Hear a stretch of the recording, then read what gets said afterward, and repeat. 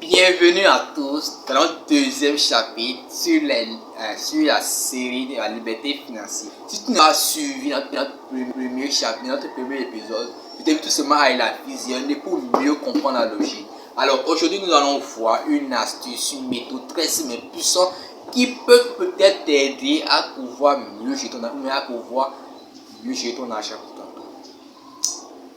Ce n'est rien que le fait de dépenser moins que ce qu'on gagne. Alors je m'excuse de mon absence sur la ligne durant tout ce temps parce que j'étais vraiment occupé par l'activité qui me pouvait prendre tout mon temps. Mais aujourd'hui je suis de retour avec plein d'énergie, plein de force et plein d'astuces que je vais donner à vous pour pouvoir vous aider à mieux gérer votre argent.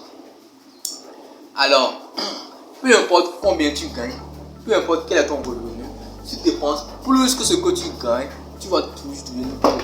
Beaucoup de personnes pensent que le problème vient de manque d'argent, mais en réalité, le problème c'est une mauvaise gestion. C'est une mauvaise gestion de notre argent. En fait, le fait de dépenser moins que ce qu'on gagne, c'est le début, la première marche pour créer un surplus, un épargne qui va peut-être travailler pour toi un jour. Imaginons quelqu'un qui a un revenu de 100 000, un revenu de 100 000 francs. S'il prend cet argent, 100 000 francs, s'il dépense 110 000, on est d'accord tous qu'il va automatiquement s'endetter. Mais s'il dépense 100 000, il gagne 100 000, il dépense 100 000, il se stagne là actuellement. Mais lorsqu'il dépense 80 000 et les 20 000 restants, il prend ça pour investir, c'est ce petit écart là qui fait toute la différence.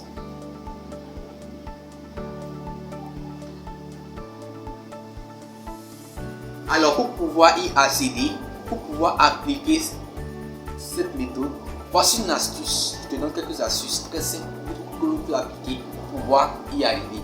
La première astuce que je vais te donner, c'est quoi? C'est le fait d'appliquer la règle des 50, 30 et 20. J'avais fait une vidéo complète où j'ai détaillé de long en large cette méthode. Ça veut dire quoi? 50% pour tes besoins essentiels, 30% pour les imprévus et 20% pour l'épargne. Deuxième astuce que je vais te donner, c'est quoi? Je veux dire non aux dépenses impulsives. Et le troisième astuce, c'est tout simplement de mettre de côté ton épargne même avant la fin du mois. Alors, le simple fait de dépenser moins que ce que tu gagnes, c'est comme creuser un puits. Plus tu mets de côté, plus tu as de l'argent, plus tu mets de côté, plus tu as de l'eau pour irriguer ton champ. Alors, dans ce chapitre, ce qui est le plus, c'est quoi? Le problème n'est pas ce que tu gagnes, mais ce que tu gagnes. Dans le prochain chapitre, on va voir comment transformer cette épargne en un véritable capital.